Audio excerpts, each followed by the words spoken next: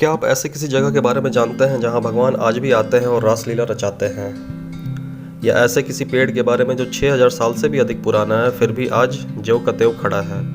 या फिर आपने ऐसी किसी होली का नाम सुना है जो लगभग महीने भर मनाई जाती है? अगर नहीं तो आज मैं सारी जानकारी आप लोगों के साथ शेयर करने जा रहा हूँ। हेलो दोस्तों, मैं हूँ राम और आज हम बात करने जा रहे हैं अनोखे प्रदेश यानी उत्तर प्रदेश की। उत्तर प्रदेश अपने आप में काफ़ी जानकारियाँ समेटे हैं, जिनमें कुछ रोचक जानकारी मैं आपको बताने जा रहा हूँ। आप उत्तर प्रदेश से जुड़ी कोई खास टॉपिक हमें कमेंट कर सकते हैं ताकि हम आने वाली वीडियो में उससे जुड़ी जानकारी आपसे साझा कर सकें। क्या आप जानते हैं जिस प्रकार आए दिन उत्तर प्रदेश के किसी न किसी शहर का नाम बदल दिया जाता है, उसी प्रकार इतिहास में उत्तर प्रदेश का नाम भी कई बार बदला जा चुका है। पिछली शताब्दी में उत्तर प्रदेश का 4 बार नाम बदला गया है। 1902 में राज्य का नाम United province of Agra and Awadh था।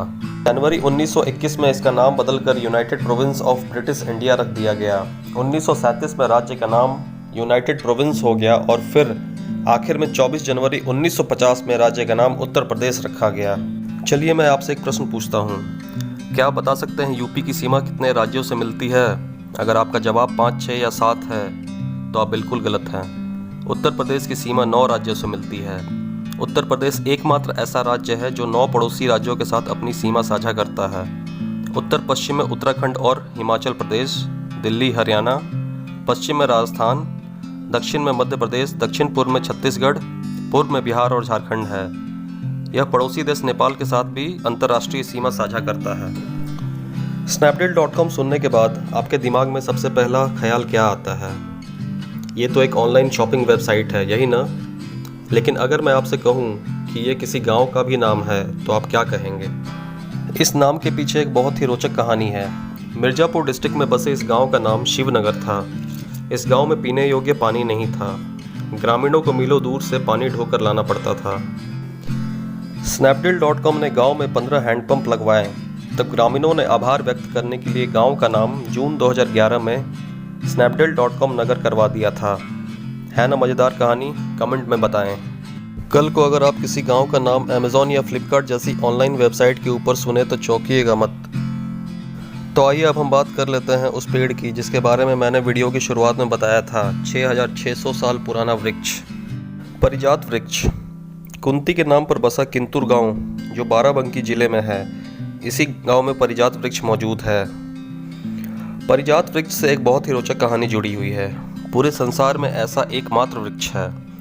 हरिवंश पुराण के अनुसार इस वृक्ष की उत्पत्ति समुद्र मंथन से हुई थी। इस वृक्ष को देवराज इंद्र स्वर्ग लोक ले गए थे। श्री कृष्ण ने अपनी पत्नी सत्यभामा के लिए इंद्र से युद्ध करके इस वृक्ष को स्वर्ग लोक से पृथ्वी लोक पर लाया था। श्री कृष्ण ने पारिजात को लाकर सत्यभामा की वाटिका में लगवा दिया। आज इसकी आयु करीब 6600 साल की है और आज भी यह वृक्ष वहाँ मौजूद है। आप इसके बारे में क्या सोचते हैं? कमेंट में बताएं। कुंभ मेला। कुंभ का पर्व हर 12 साल के अंतराल पर चारों में से किसी एक पवित्र नदी के तट पर मनाया जाता है। हरिद्वार में गंगा, उज्जैन में शिप्रा, नासिक में गोदावरी और इलाहाबाद में त्रिवेणी संगम, जहाँ पे गंगा, यमुना और सरस्वती मिलती है। देवताओं और राक्षसों के द्वारा समुद्र मंथन से प्राप्त अमृत पाने के लिए उनके बीच संघर्ष हुआ। असुरों से अमृत को बचाने के लिए भगवान विष्णु ने वह पात्र अपने वाहन गरुड़ को दे दिया।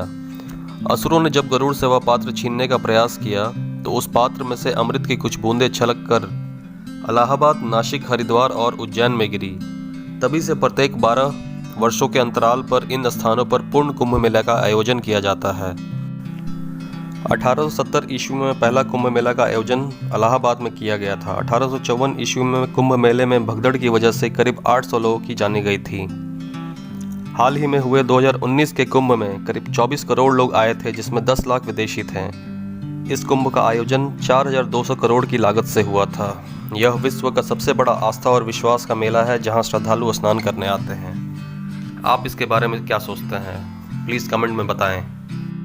बरसाना की होली क्यों प्रसिद्ध है?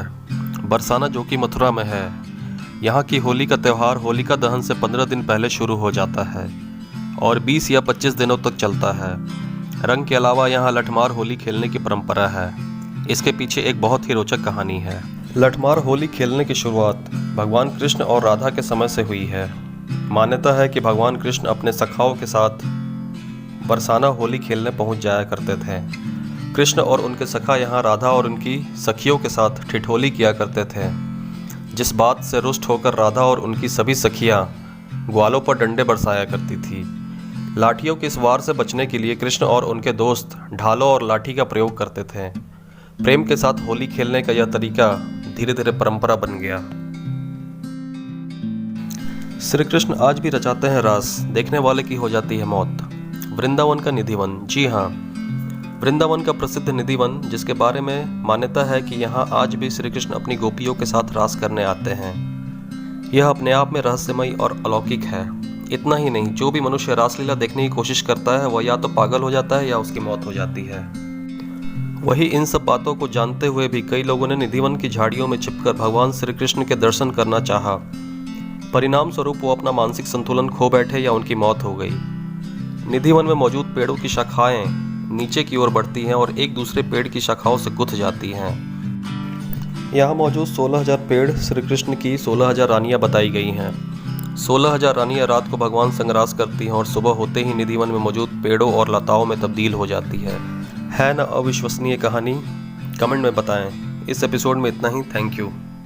चैनल पर नया है तो चैनल को सब्सक्राइब कीजिए, नोटिफिकेशन बेल को दबा दीजिए ताकि कोई भी अपडेट मिस ना हो। और वीडियो पसंद आया हो तो लाइक करें, कमेंट करें और अपने दोस्तों के साथ शेयर करें।